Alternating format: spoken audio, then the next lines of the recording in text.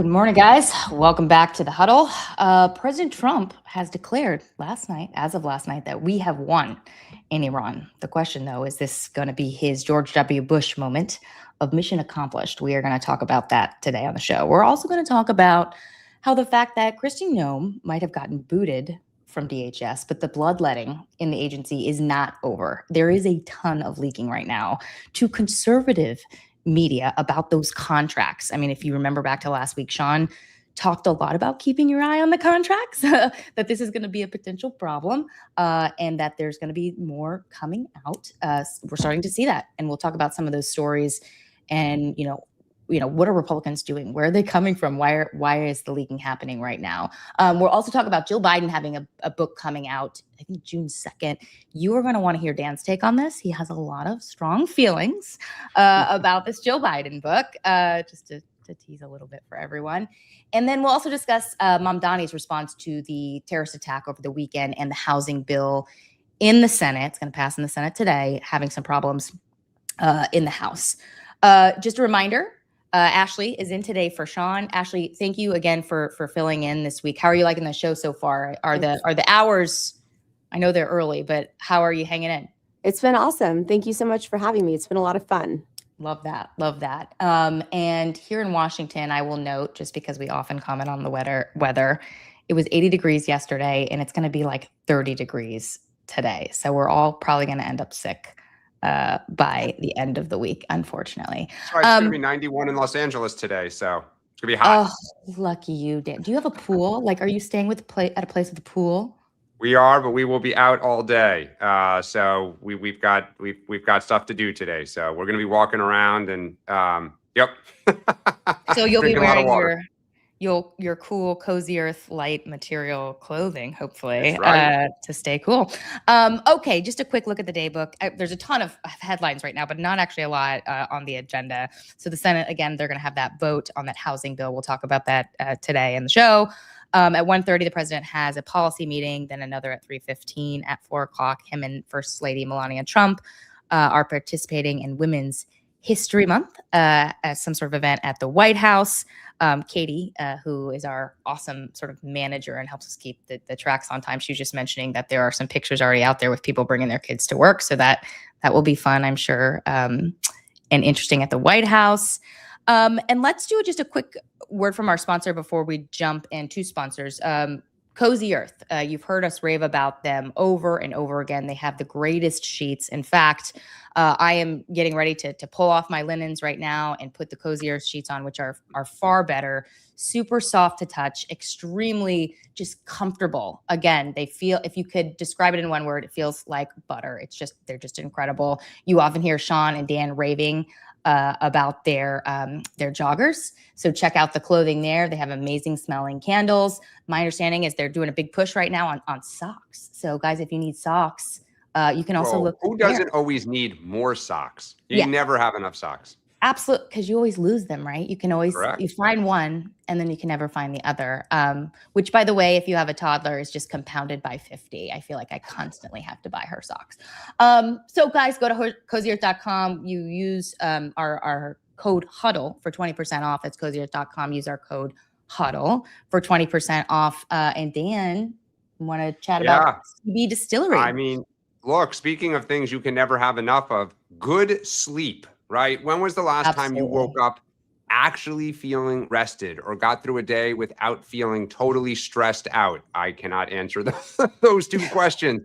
Over 50% of adults say they'd feel better if they got more sleep, and stress is often the biggest barrier. I think everyone would agree, whether it's with your partner or at work or with friends. If you're stressed out and tired, it's usually not very pretty. That's why CB Distillery makes so much sense.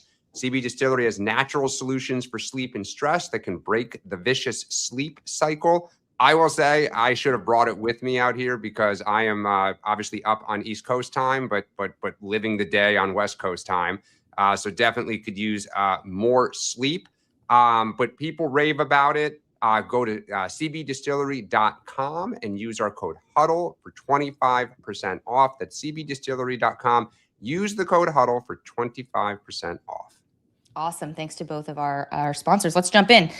So Reuters was reporting last night that U.S. intelligence says the Iranian government, the regime, is not at risk of collapse right now. Basically, they retain control of the public. They cite three intelligence sources. But the president actually declared yesterday when he was out and about traveling to the Midwest that we won. Let's take a listen to this clip we have of him talking about this. And as we take decisive action to stop the threat posed by the terrorist regime in Iran with Operation Epic Fury.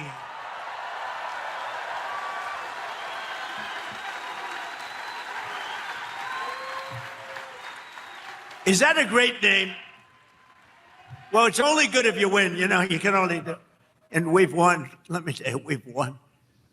You know, you never like to say too early you won. We won. We won the bet. In the first hour, it was over. Listen, I mean, this is President Trump, who he talks like this often. So it's not exactly surprising that he is saying this. And the administration has said this is not a regime change war.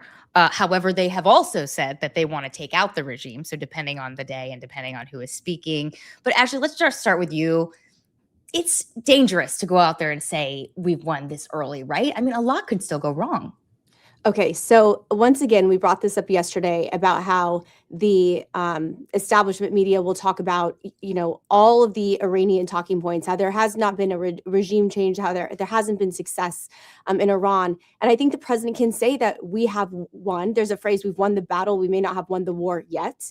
But no one is talking about the accomplishments, the 16 mine layer ships that were annihilated, the fact that the drone attacks are down 90%, the fact that they've completely taken over the airspace. And I understand that people want to make this the Bush war, but the key difference between the two is that when President Trump, what he has said is we double down now. We make sure that we finish the job. Whereas in Fallujah in Iraq, Bush, when we actually started gaining ground, he pulled back. And he made a lot of really big mistakes because he didn't have the political will and he didn't do what he needed to do to finish the job. This is not a Bush war. This is a different president. And one more point. I don't know if either of you have ever been to a Trump rally, but it is so much fun. And you don't want a president who goes out there and says, "Oh, guys, like we're doing okay." You know, like, come on. He wants people to be pumped about this moment. He wants them to be proud of America. And that's exactly what he was trying to do. So I see nothing wrong with his comments. Dan, what's your response to that? Well, I agree with a bunch of what Ashley said, which is he likes to pump the crowd up and he likes to say he won, right? Because strength is his MO, strength and victory, dominance. Here's the problem, right? So he talks about the Navy and the Army. When before this started, nobody was worried about the Iranian Army and Navy. What they were worried about were missiles hitting Israel, terrorists, threatening the Middle East and threatening the United States, nuclear materials, right? And then the regime obviously support of terror and their goal to get it. The drones are not knocked out, right? So yesterday they hit more ships and set the oil tankers on fire, right? Right now they control the straits, the strait in Iran, not because they have ships, but because they have missiles and low-cost drones to hit the ships, right? Our own intelligence says we have not been able to get to their nuclear materials buried in the two mountains. And we have stopped talking about that, right? I mean, just, oh, by the way, you don't hear Trump, Rubio, or anyone talking about we're taking it out. And the administration, right? So this is like if you took out Donald Trump, but JD Vance and everyone else is kind of still there to some extent, is still in control, still want to get missiles, which China is talking about supplying them, still supports terror networks, they're going to have to rebuild them, and still wants nuclear weapons. So, I mean, on some level, Ashley, you're like, hey, no one's talking about the positive. Yeah. It's also stunning. Conservative media is just like, most of it is just like, none of that exists. We've won. And you're just like, I'm sorry? But not all conservative media. Not all conservative media. Wall Street Journal, and you have flagged this. The New York Post. And there's a couple. I mean, you just sort of mentioned it. This notion that Iran is controlling the Strait of Hormuz means they are actually exporting more oil today than they were before the war. Actually, you talk about China. I thought that China wasn't getting its oil for a time, but it turns out they're actually getting more right now because they're obviously the number one, purchaser of Iran's oil. But yeah, so there's this narrative out there that if you withdraw now, it's going to make the American public happy. Like they're skeptical of this war, right? They want to see mission accomplished and come home. But is there a concern, Ashley, about Iran having potentially like a leg up on this oil markets? Like, does the U.S. need to make sure that they get the Strait of Hormuz situation sort of figured out before we sort of come back home, so that they're not, crippling everybody else's oil prices and just helping their own? If you watch the full clip after the president makes his comments, he goes into the ways in which he has defined victory on his accomplishments. And he goes to say, we are going to continue. So he did not say, and we're done, we're leaving. Like, that's not what he has said. He's like, we're going to finish the job. And I've actually read somewhat conflicting reports, Rachel, that China has issued a threat to some of their global partners on tariffs because of the not as much oil as they have been getting. So I think that there's a lot of information that probably most people aren't getting. I think there's a lot of intelligence that is somewhat unknown. And I think that time is going to tell. But the fact that the president is continuing to have the political will to do what is right, to finish the job, is what's most important. And I just think that making the differentiation between George W. Bush and the president is very important. Oh, just to be clear, I was never comparing the two. It's more just the mission accomplished. The mission accomplished with one sort of rhetoric. Obviously, these are very different presidents, very different situations. But, but I think Can I just ask one more thing before Dan? Do we? And I wish, like, Sean, captain in the military, I wish he was here to sort of answer this. But like, what do we do now with the Strait of Hormuz? Like, do we go in? Like, do we send a bunch of our own Navy in there to sort? Like, I'm just curious what happens next, because like I'm sure, like, I doubt we are going to want to leave that situation as it is. Go ahead, Dan. I mean, this is the challenge, because it goes to the same question of the regime, which is they have found an Achilles. So they are openly talking about how they can kind of terrorize the strait and freeze up any deployment coming out. As several oil companies, shipping companies said, it's not just an insurance issue; it is a crew safety issue. They're worried they're going to die, right? if they're attacked. So ultimately, just like on the ground, the only way that you can truly ensure is if the United States and probably the British and the French and a bunch of people with large navies actively patrolled the straits. But as Sean said last week, how do they hit? They hit with low-cost drones, and they hit with like speedboats packed with dynamite. It's not like they're patrolling around in giant frigates and have big, fixed positions on the shore. It's like the drones come out of the back of a pickup truck. So it's hard. It costs money. You need a lot of air defenses, and you would have to have a presence for a long time unless you take the regime out. Yeah. One last thing just to pull up, because Dan flagged this for us, this second element, the Post, California Post, same company as the New York Post, the Murdoch family. Let's look at this headline. Team Trump needs to start lifting the fog of the Iran war for the U.S. public. So even though it has been there, there's been a lot of negative coverage by the media. Definitely no doubt about it. And not a lot of talk of the accomplishments, as Ashley has mentioned. But even here, some conservative media starting to sort of feel like, okay, guys, what's going on? We need more clarity on what we're doing.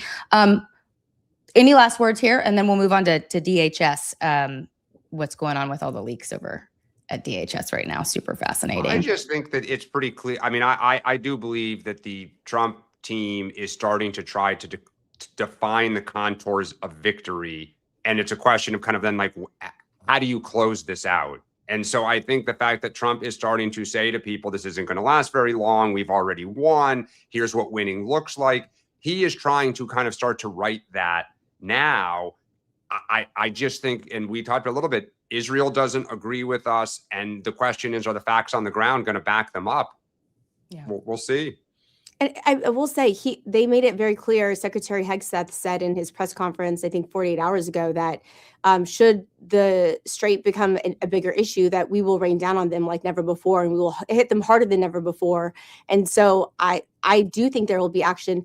Dan, to your point, it is kind of the Wild West in that area. There are pirates. I know that's something that's not necessarily talked about. My husband is a Marine. He served on ships. Like, that's a real threat. However, we have complete naval and air superiority. And so I do see us being able to engage at the maximum ability to make sure that this is handled. Yeah, I was going to say they've been talking a lot about us having domination of the skies and of the seas. I guess, like, I just don't know, like, how is this still, like, out there as a problem? Like, why have they not been able to clamp down on this so quickly? It's one thing to hit a naval ship, right? Yeah. It's sitting there, it's big, you can see it, Sure. boom. The problem is it's like guerrilla warfare. Yeah. When you have these drones that cost very little money, that are not that big, they literally can be in someone's garage and you just bring it out and launch it. Yeah. And that's what's, that's where it's misleading to say we control the skies and we control the Navy. You keep telling the public you control the seas, and there are images of ships on fire hit by Iran. The public says, pardon me? I have not heard him say we control the sea. I think the warfare is happening at the sea. We do control the sky, and that's the victory, right? Okay. Well, Okay. I'm sorry. You're right. What they've said is that we basically destroyed their Navy. So, Yeah. And you're That's right. what the point was. Yeah. That's right. That's the difference. You're right. We've sunk a ton of their ships. We've obliterated their ships. And not only that, but the other thing that was critical is the mine layers. They were able to take out 16 mine layers. And that's part of that warfare, that guerrilla warfare in the sea, Right. that in order to be able to make headway, they've got to take those ships out, which they have done now. So I do think this is progress for the administration. Gotcha. Okay, let's move to DHS back here on the home front. So this bloodletting at DHS, it's not over. There is reporting from the Daily Wire that the now former spokeswoman for DHS, Christy known Tricia McLaughlin, Democrats love her.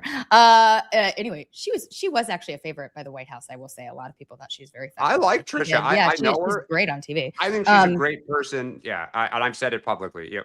So it turns out, according to this reporting on the right, that she was involved in the selection of the DHS $200 million ad contract, including the company that later subcontracted with her husband. This is problematic because Kristi Noem told Congress that the contracts were, number one, that they were competitive, like basically anyone could bid, and number two, that they were selected by career officials. That clearly is not the case.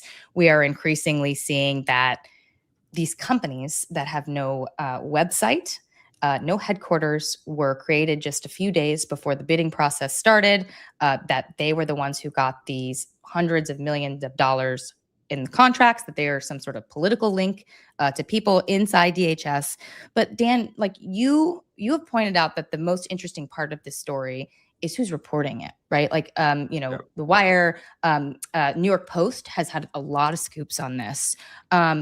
Ashley, let's just start with you on this. Like, what do you think what's your theory behind this? Like, is this Republicans trying to get ahead of something that they know is going to be problematic to sort of just get it all out now? Or what's your theory behind some of this? So as someone who worked in an agency, number one, I will tell you that working through a contracting process is extremely difficult. And there are processes, and it's a very transparent process. So the fact that Kristi Noem said it was competitive, I'm sure it was competitive. The fact that she said it was selected by careers, like the careers are very involved. And maybe that's part of the reason why there hasn't been any leaks. Like, that's the other thing. Working in an agency, there's leaks all the time. So the fact that there haven't been any leaks up until this point has been kind of surprising to me. I do understand that the Inspector General is doing an investigation. All of this is going to be traceable. And so I think we'll figure out the truth very soon. But like, having been, privy to this process, it is not easy. It is challenging, and it is highly transparent. So the facts will come out soon enough. Dan, what's your theory behind these stories? So I think that it is people within the administration, both who did not or don't like Corey Lewandowski, and did or do not still like Kristi Noem. I actually agree with Ashley that the problem the administration has, and that Noem and Lewandowski have, is it is a small town. It is usually a transparent process. And there are thousands of lawyers and lobbyists and public affairs officials who spend their entire day, every day, trying to compete to get these contracts for headquarters. When DHS got all this money in the big, beautiful bill, and all of these contracts, not all of them, but several of them went to the no bid to these companies that literally did not exist a week before the contracts were awarded. All these people in Washington scrambled to say, WTF, how did this happen? Again, it's such a small town. I just cannot emphasize that enough.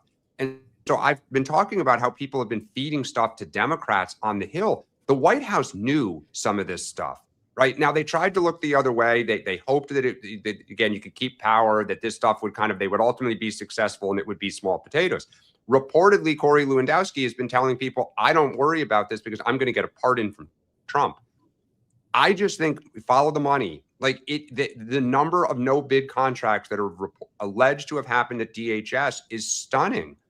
And I think the administration is trying to get ahead of this. They know what's coming. They absolutely do. And I think this underscores the point that the administration truly does care about protecting the American taxpayer. And it has been a top priority of the administration to root out waste, fraud, and abuse. And so, to Dan's point, like to follow the money will be critical. And there are people that are championing transparency and accountability. Yeah, and just to go back to something Dan said, he was referring to Lewandowski. New York Post, again, reporting that he bragged that he could do whatever he wanted because the president would pardon him. But we should also note that he denies that he said that and said he has no reason for a pardon. But here's the thing that's so remarkable about this. The Post is religiously read by Donald Trump. He loves the New York Post. Go back to the 80s when he and Cindy Smith, who famously wrote Page Six, had like a buddy-buddy relationship. He loves it. It is owned by, News Corp, by the Murdochs. Why would somebody leak this to the New York Post? You are basically trying to say to Trump, there's stuff going on. He thinks you're going to pardon him. Let me get out in front of this so Trump may think, ooh, I may not want to go there. This is shadow boxing on the right. And it's fascinating to watch because we haven't even gotten our hands on subpoenas yet. And we are watching this happen. It's wild.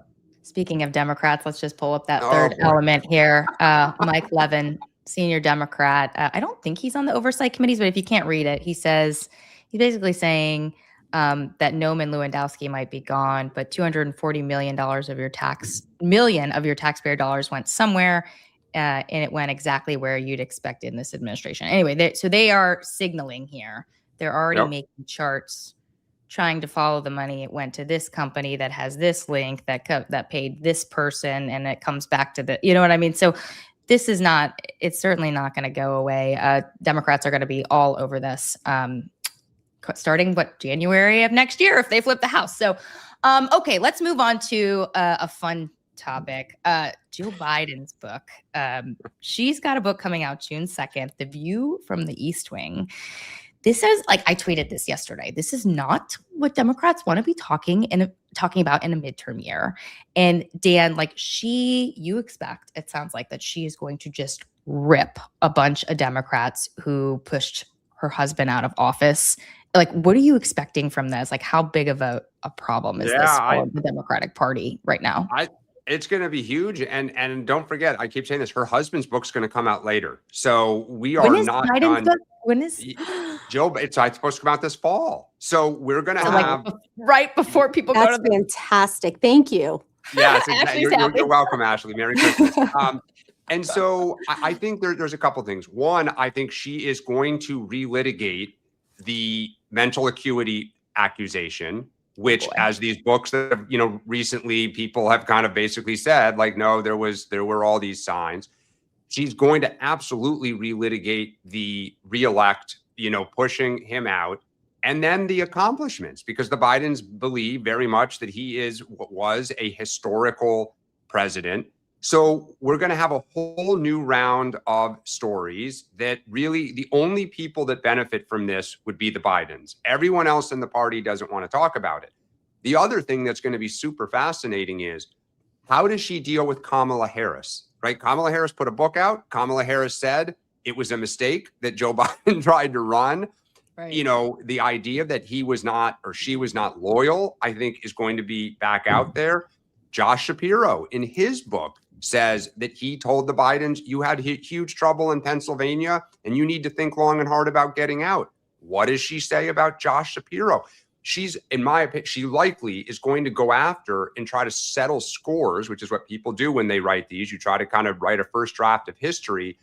So I think this is going to be wild, and Republicans are going to love it. It's going to dominate, news. I have no doubt she'll do a book tour and go on The View and, and they're going to ask her about Harris on The View, right? Absolutely. I mean, you just know where this is going. I can't wait. It's going to be so much fun. Yeah, I do want to get your take on this, but yeah, this is like zero. Like this helps nobody except, as you said, Dan, the Bidens. Like this is just, it's just so, the timing is awful. No, Ashley, how are Republicans going to capitalize on this? I actually have two questions for either of you. Number one, why did she not use Dr. Jill Biden on the cover of the book? And number two, what do you think the most shocking piece of the book will be? Oh boy.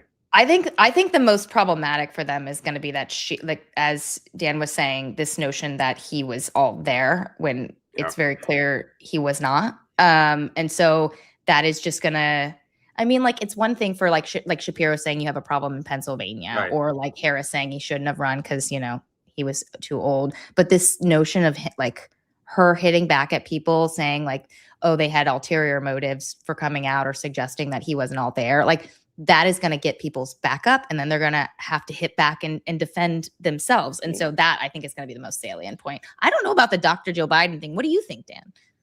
Yeah, that's a great question, Ashley. I'm not sure why she took it theory, off. Ashley. But sorry, Ashley. But I do think, to Rachel's point, the mental acuity, because one of the allegations has always, and I don't believe it's an allegation, I believe this to be a fact, is she helped cover it up. And it was her team that helped cover it up.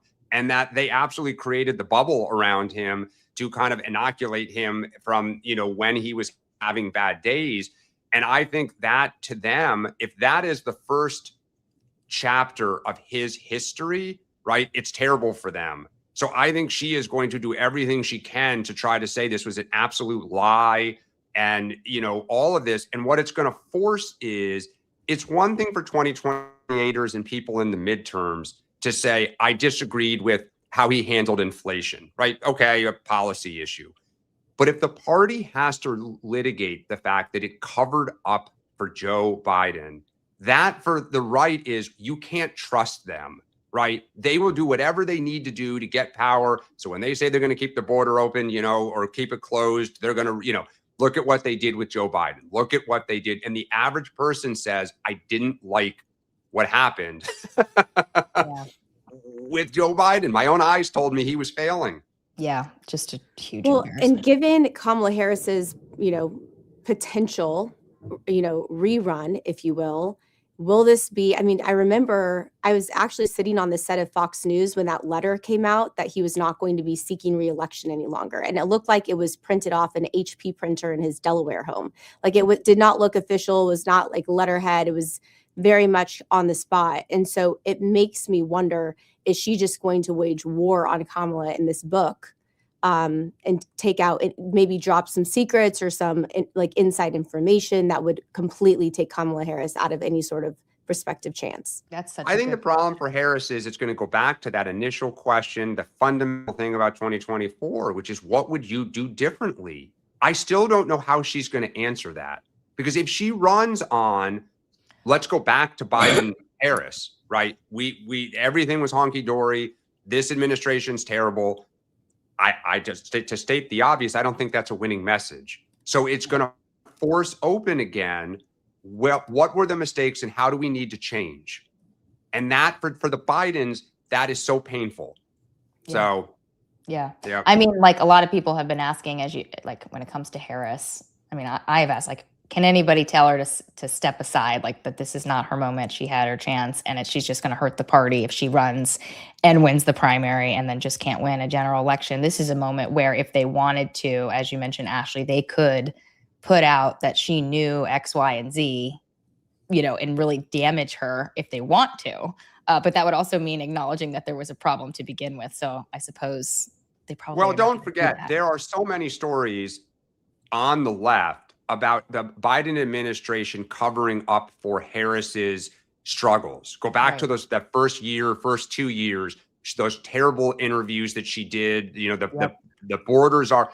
So if Jill or others start leaking about, they won't say she was terrible. They'll talk about how we tried to help poor Kamala, right? So it's a backhanded way of saying you really struggled and you stunk.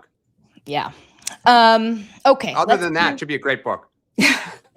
Great book. How many copies does it sell? Any? Yes. Couple thousand? I don't know. It'll sell. It'll sell. She'll make money on it. She'll make real money. Well, there you go. At least there's that for them.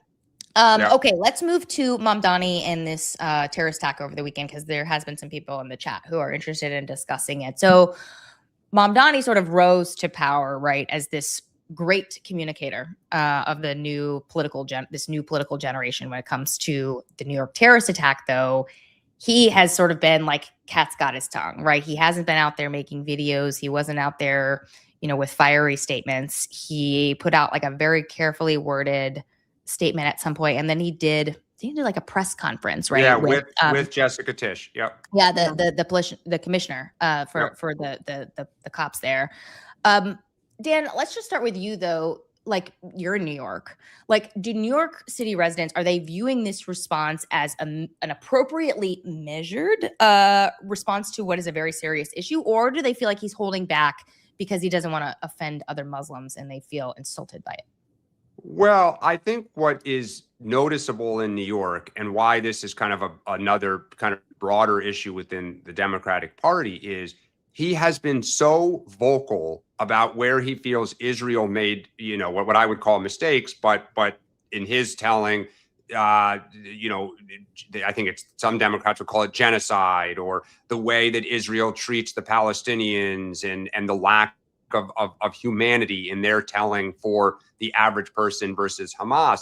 He's been so vocal. It was a central tenet of his campaign about why he was different and part of his story, that he does not have even remotely the same passion and the same type of creativity to deliver a message when it comes to either issues that have involved anti-Semitism, or in this instance, the part of, we always ask the question about why are there so many terrorists that on behalf of, ISIS or the Muslim ideology, or a faction or part of the ideology. He has an opportunity to lead on that, to kind of speak truth to power. Like, I'm part of the religion. This is abhorrent. Yes, he said it in one statement, but where are you? Because in New York City after 9/11, this is a pretty sensitive issue.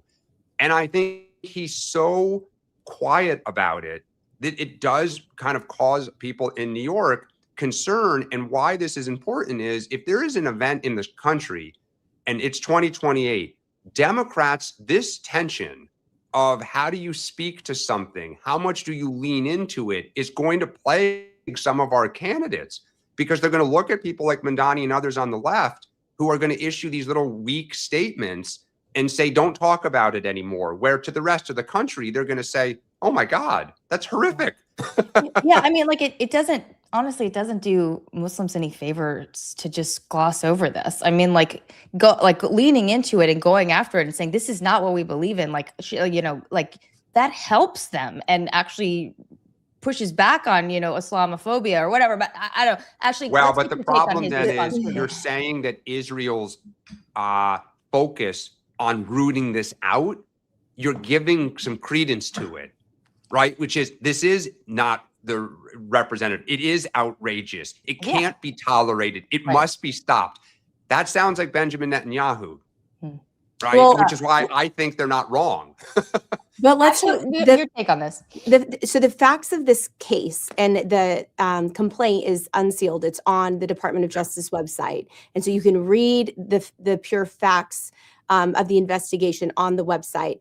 But it clearly lays out there was a protest in front of Gracie Mansion, in front of the mayor's mansion, and it was led by someone who wanted to who believed that the extreme Islam culture needed to be rooted out, and there was a counter protest to that. And the people from the counter protest threw two bombs at these protesters. And so Correct. it was people who, it was a terrorist act. And when they were arrested, the two suspects told law enforcement that they wanted this to be a bigger attack than the Boston bombing, Boston right? Marathon. That's right. They wanted to be bigger than that. And the fact that this mayor, who is literally representing a city that, is taken out by terrorism on 9/11, is not able to condemn terrorist acts in his city and be staunch and support law enforcement blows my mind. It was completely wrong. And the fact that a lot of media coverage of this made it look like he was the victim, that they were attacking his mansion, was complete misrepresentation of the facts of what actually occurred. And so for me, like, that is just completely wrong. He campaigned and he told us how much he did not care for law enforcement, that was going to be defended, that he wanted a different strategy. And there's a quote, when somebody tells you who they are, believe them. So I am not shocked by what he has done or how this has been handled, but I am completely appalled that it's happening today. Yeah, for sure. I want to pull back a little bit on this because the president was asked yesterday about, Iran-inspired sort of sleeper cells in the U.S. And clearly it is on his mind because he right away he had an answer. He was saying, yes, they're here. This is all Biden's fault because of the open border. He said they have their eye on them and they're watching them closely. But there was a report, I think it was a notice, either yesterday or the day before, that there's this debate going on right now in the administration about how much do we lean right now into telling people that, the homeland could potentially be in danger, like that there is a higher risk of terror attacks because we could see some sort of retaliation from what's going on with Iran. Actually, what's your take on that? Like, what should the administration be raising the alarm? You don't want to scare people too much, but like, this is a time of higher alert. What should they be doing?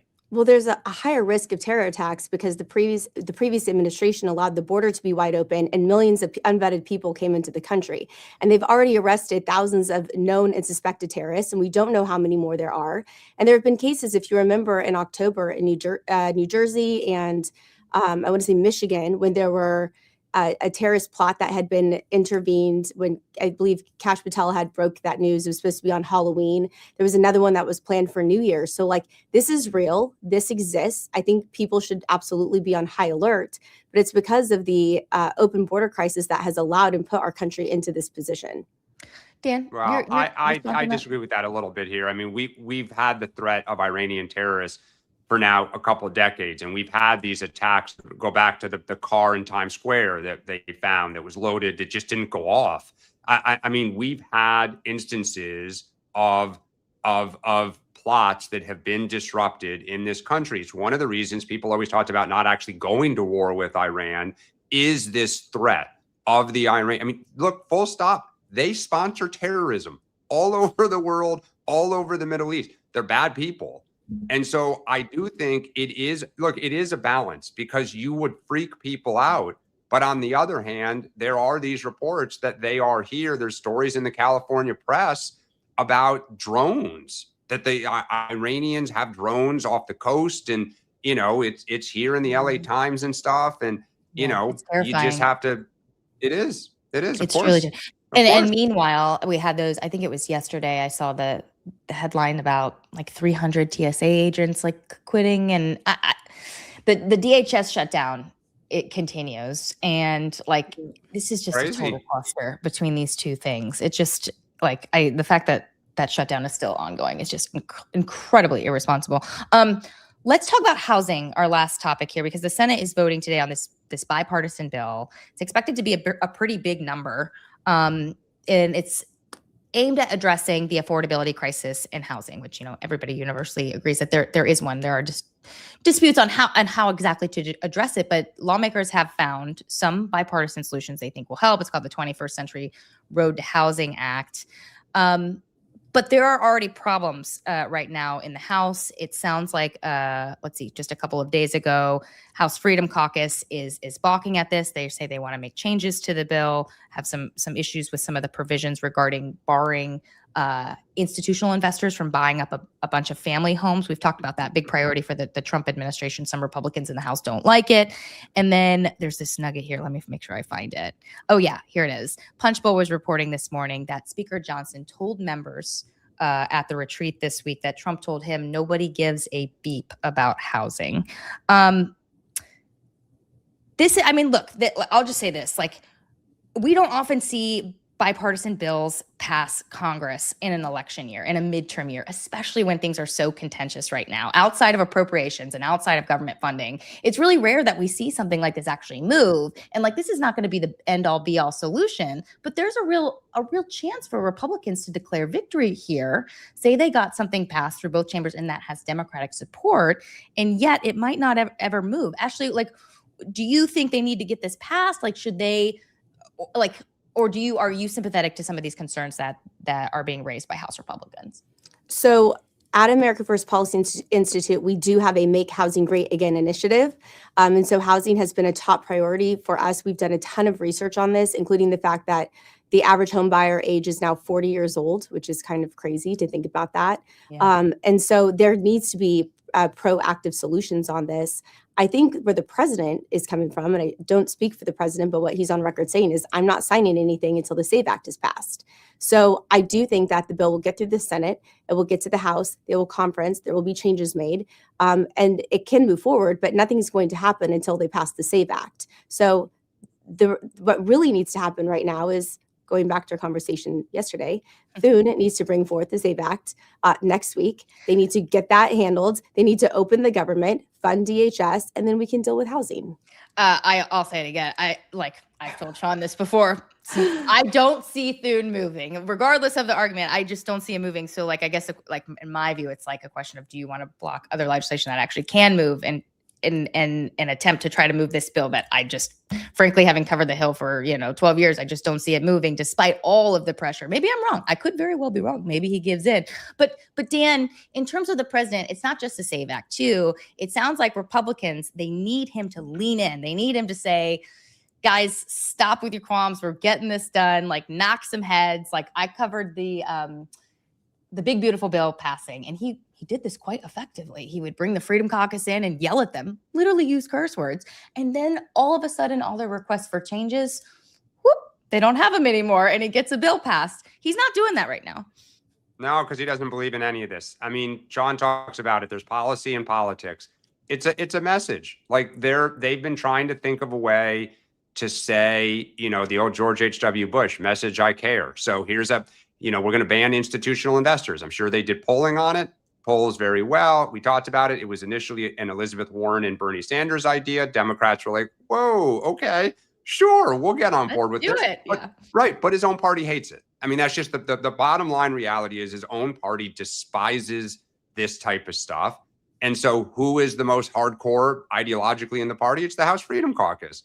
So the fact that he used that allegedly phrase that nobody gives a blank about this, it's just going to get gummed up in the House. And, it's going to be a Democratic talking point because they put it on the table. Mm-hmm. So it's like, all we're going to say is they can't even pass an idea that's 80-20. I was going to say, if I was Tony Fabrizio, if I was Susie Wires, I would bring in Tony Fabrizio and show him some polling. People really do care about this issue. And this is not going to be, the bill that solves this huge, challenge we're facing in housing right now. But like, this could be something you hold up and say, look, we passed this. Like, in a partisan time, we passed this. And I don't know. It'll be curious to see if they end up doing something like that to try to get him more involved in this. No way. I will say that, so 1 in 4 people believe that the problem with housing is because of local issues, local and state regulatory processes. So there are like 36 governor's races this year as well. Yeah. And if I were running for governor, which I will never, ever do, but if I were to be a candidate for governor, I would actually pick up this issue and run with it and say, you know what, we can't rely on Washington. We need to rely on, these are the things that we're going to do in the state of Kansas or, Mississippi, wherever. And this is going to be my housing policy. And I think that would be incredible because the change really does. A lot of the regulatory issues do happen at the local level. Totally. So it would be a really winning issue. And I'd love to see some of our candidates do that. It's also the property taxes too. Like, that's another piece. Yeah, of huge. Well, it's everything. I mean, look, it's every city, every town zones for development has, the process for this. So, I mean, we said this at the time. In fairness to Washington, it is a national problem with local solutions, and that is ultimately a challenge. And I think Trump knows it, which is why deep down he's like, All right, guys, let's take some questions. Okay, Stan, hello. When Thune says they, quote, don't have the votes regarding SAVE Act, what specifically is he referring to? This is a good question. Not enough GOP votes to insist on a talking filibuster, not enough GOP votes to break a filibuster, not enough votes for the SAVE Act itself. We want to see the effort made. You and probably like 90% of the Republican Party, I would say too, right, Ashley? Like this is clearly a priority for the party. But per your question, yeah, he's referring to procedural issues, right? Like that they don't have the votes to break a filibuster, essentially. Like that they're going to need some Democrats to support this, to support advancing it, to actually get it passed. You can't just pass it on a majority vote because of all these sort of mundane Senate procedural things that are have always been a pain to cover, I will admit, but it's just the reality of the place unless you go what they call nuclear and just kind of change everything. Ashley, did you want to weigh in? The only thing I'd add is the very last point is critical. We want to see the effort made. We want to see Congress to do something. And I think that's the biggest thing with the American people is like, please just at least try. Show us you tried. Put people on record. So at least we know who the enemy is, right? And when that doesn't happen, that's when people get extremely frustrated. And it does affect midterms because then people don't want to go out and vote at all. Because if you're not fighting for me, why am I going to fight for you? Yeah. Yeah, I mean, look, ironically, this was the issue with Democrats with their voting bill. Yeah. Which is that the Black community said, you made no real effort, right? So you're going to tell us that democracy is on the line with the 2024 campaign. But when you had complete control and a chance to do something for democracy, you put no effort into it. Yeah. And so, it's totally ironic that here we are now talking about the Republicans saying we need a voting bill. And if you don't do anything, why should we turn out? So look, I think if you polled the country, do you support the filibuster? I'm going to bet 95% would say they don't. If you polled the United States Senate, 70% say they support it. It's the ultimate irony. Yeah. It might have to be a secret poll though, Dan, because increasingly it's just so not popular. But yeah, the parallel to what was happening with Dems, and what was that? Was it 2022 when they did that? It was the John Lewis voting rights bill. Correct, because so just for those who forget, after January 6th and the contested 2020 election, you had all these Democrats who said we need to have these reforms to prevent something like some of this stuff from ever happening again. And go back to the Gore race, the 2004 race, when there were these allegations that in Republican states, they made it very hard for Democrats in certain precincts to vote because they only had a very limited number of polling places that had very limited staff working them. So the lines got long. So if you have a 9 to 5 job and you went at 8 a.m. and the line was an hour long, you got to go to work. And if the polling place is closed or the line when you get there at 5 p.m. is too long, you're like, I got to get home for the kids, whatever. So they wanted reforms to prevent this from ever happening again. And by the way, Republicans said the federal government should not have anything to do with this. But here we are. Sometimes. Hey, don't ever look for consistency in politics. It doesn't exist, which is what makes Washington so interesting.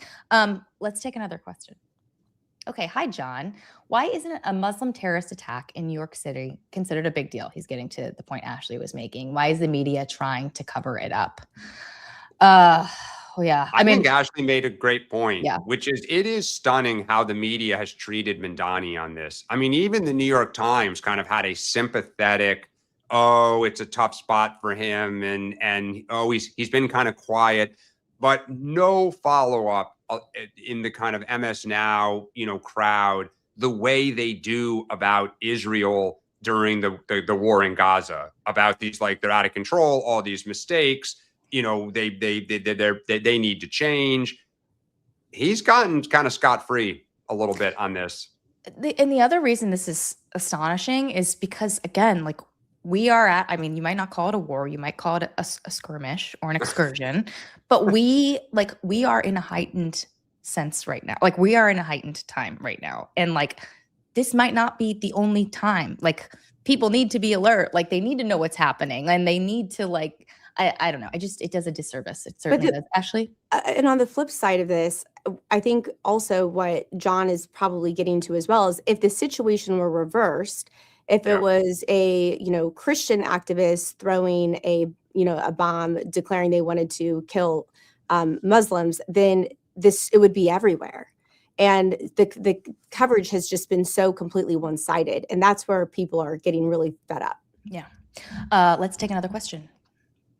Hi, good morning, Republican lady. Question for Ashley. How did Trump's attacks on Massey play with Massey's constituents? What are Trump's chances of toppling Massey? And what are the risks for Trump if he does not succeed? The rally looked awesome yesterday. There was massive lines to get into the rally, completely packed crowd. When the president brought up Massey, everyone was booing him. So those rallies are actually very powerful, and they do a great job of motivating and getting folks turned out. And I also saw online so much of Massey's political group defending him.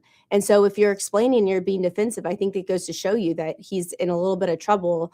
I've seen some polling that says that Ed, his opponent, is ahead. I think that, it's really a game of turnout. I always say elections are just math. You just have to math it out and get the right number of votes in. So we're tracking the math.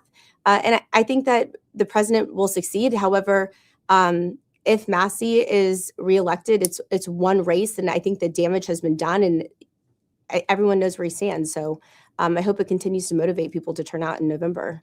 Yeah, this is where we were talking about this a little last week, this question of what if he doesn't win, if the president doesn't get him out, like how much of a problem is it for the president?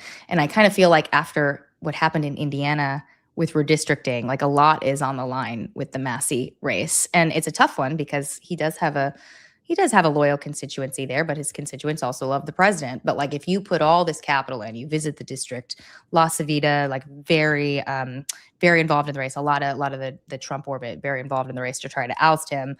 I mean, you do risk, looking weak if you can't take him out. So it's risky, but they decided it was worth it. And they decided that, frankly, it's worth the risk because they needed to send a signal to people who are like Massey. Mm-hmm. I just hope that it actually, regardless of the outcome, I hope that it shows the conservative side that our voters, you have to turn out, you have to show up, you have to get engaged. And it shows the candidates you can't rely. And this has been a big problem for a lot of candidates. They rely so much on the Trump endorsement. I'm not saying that's the case in this particular case. I don't think that's the case. But in the past, there have been situations where they rely so much on the president's endorsement and they don't do the work. And so all of the candidates have to do the work in addition to the president showing up and doing the rallies and giving the endorsement. Let's take another question. Okay, MPS. Hello. Question. How do you respond to the latest reporting on Hegseth's end of the year Pentagon spending being labeled wasteful? And what changes should be made to the federal budget rules to prevent this? Latest reporting on Hegseth. I mean, it's hard because you have secretaries who make these decisions. And I mean, you can't put some sort of a council together or like kind of another layer. There's already enough bureaucracy in government. I said this during the Doge conversation. The Department of Defense is probably, along with Medicare and Medicaid, home to some of the most wasteful spending that there is. The contracting business is so opaque and on the DoD side. And there's all this frustration right now about how behind a lot of these entities are in terms of delivering their munitions or planes or whatever. But, you're the secretary, the voters will hold the administration accountable at the end of the day. Yeah, I haven't followed this closely enough to offer any sort of insight. This person is not talking about just the budget request, like the 50% increase in the budget request, right? It's like he's referring to some end of the year like spending that's happening right now. Okay. Ashley, anything you want to weigh on there, or we can move to the next one? No, I think there was some chatter on this secretary spending specifically, which was disputed and based on details was also disputed. But obviously the left is trying to look for anything that contradicts the administration's positions. But I think most of it has been pretty much unfound. Let's take another question. Okay. Hi, Brenda. Will Hunter be featured in the book? I would imagine that she will defend her family. Go back to the Biden statement when Joe Biden gave the pardoned a hunter. He said the DOJ, this was, political. It was a witch hunt. So I have a feeling she was there at the trial a lot. I have a feeling she's going to make comments about this. Again, they're going to try to go back and settle scores. Can I just say Hunter hasn't done a podcast lately, which makes me a little sad because when he does a podcast, it's just like, you just can't look away. It's like a train wreck. We'll see. Okay, guys. Well, we're going to end a little early today. Look at that. We never end early. I just want to thank Ashley, Ashley Hayek from the America First Policy Institute. She's a boss lady there, the vice president. And she has been filling in for Sean this week, and it's been awesome to have you. I don't know if Sean's back tomorrow or Monday, but Sean's back tomorrow, yeah. Okay, regardless, yeah. I want to thank you for coming on because this has been great. And welcome to the Huddle community. So thank you. Thank you, Ashley. Thank you. All right, guys, we will be back tomorrow at 8:30.